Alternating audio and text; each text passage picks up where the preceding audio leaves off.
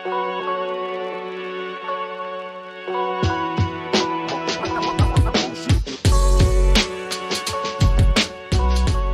right, so I'm going to start with the rapid fire round.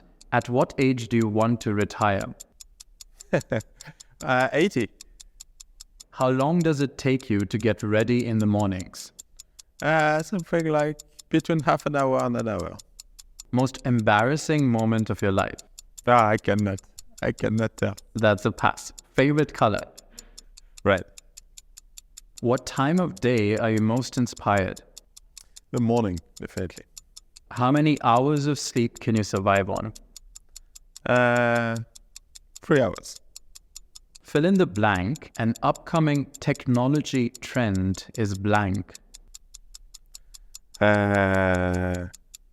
Innovative. The city in which the best kiss of your life happened. Leo. Pick one, Mark Zuckerberg or Elon Musk. Hard to say. Elon Musk, let's say. The biggest mistake of your career.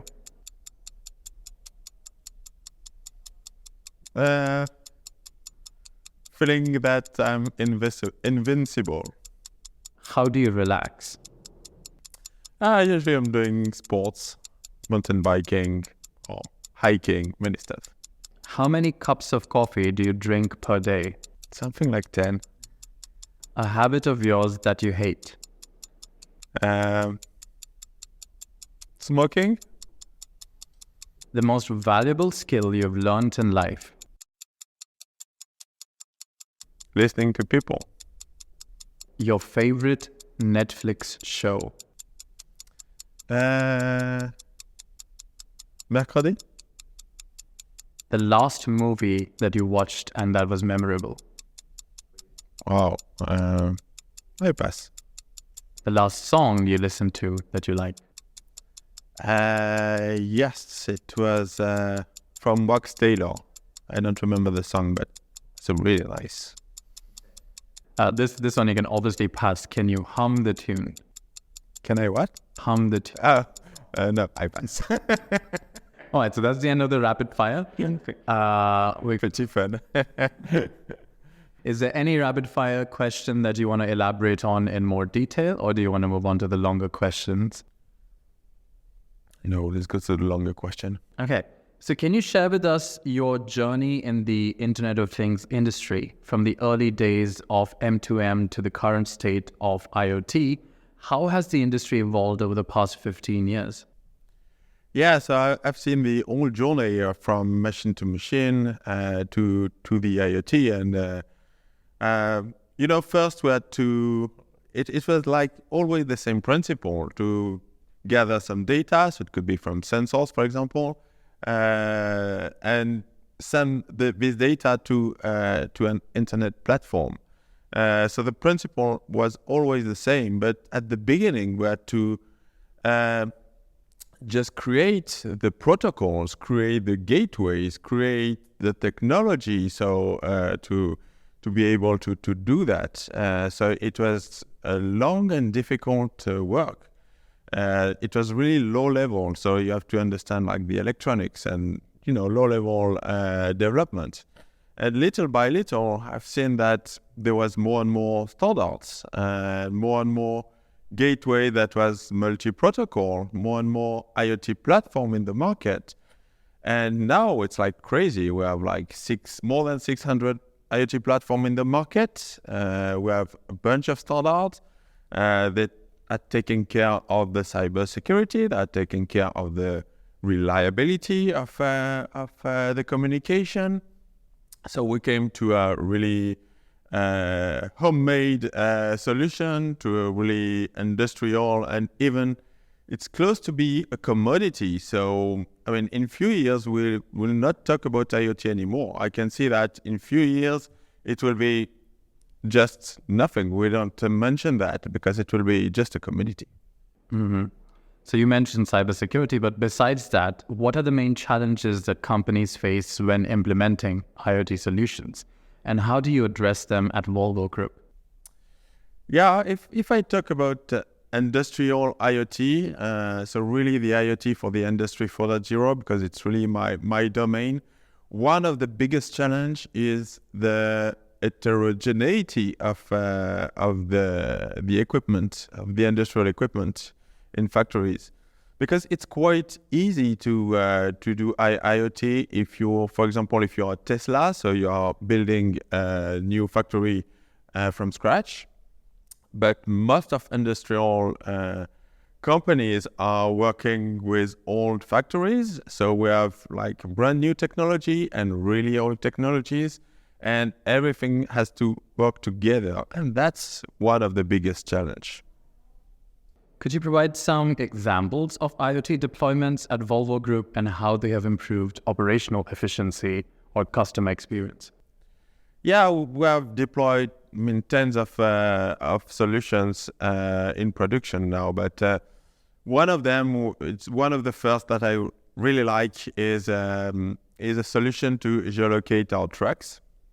And basically, if you are on a factory yard, it's pretty hard to geolocate your trucks, because even if a truck is a big thing, is a big vehicle, we have several hundreds of trucks on a huge factory yard, and most of them are white, so it's quite difficult to find the right one for a worker. So what we have done is we have deployed a solution to geolocate the trucks in real time, and we have deployed this solution in 17 factories. So it's a quite big deployment. So we are geolocating several thousands of trucks every day, and it brings a lot of value for the business, because before this solution, they were writing down the position of the trucks in the factory yard. So it takes time for the worker to do that, and there was a lot of mistake. So when one mistake happened, it takes something like 2 hours for two people to find the right truck.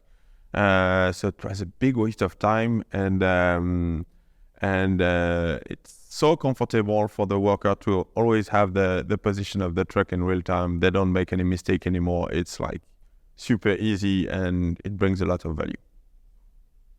With the increasing connectivity of vehicles, then, how do you ensure the security and privacy of data transmitted through IoT networks?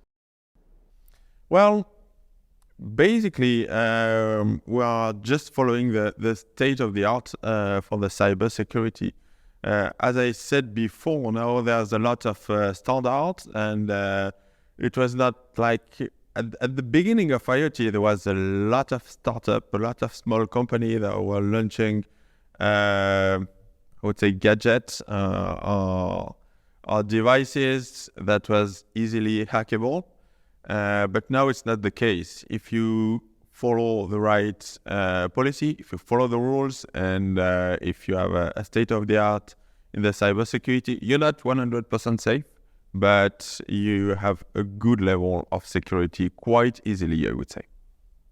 So as the IoT community lead at Volvo Group, how do you foster collaboration and knowledge sharing among more than 200 people working on the IoT initiatives? Yeah, it's always a big challenge for this community to keep it alive, and so we have several channels.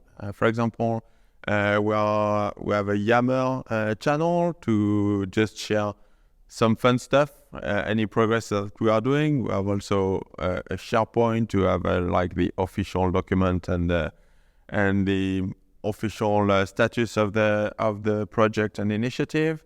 But we are also using Stack Overflow for the forum, for more question stuff. We are using Confluence for wiki, so more a wiki way of talking.